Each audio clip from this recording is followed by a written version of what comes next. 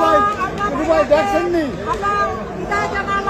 কিন্তু কালকে কথা হবে আমাদের বরিশালের বিভাগ নিয়েও আলাদা আমরা আমরা চিন্তা করি না, আমরা সাথে আমি আবু সাথে খালাদা মুক্তি করতে আমরা সমাবেশন কাজ করলাম।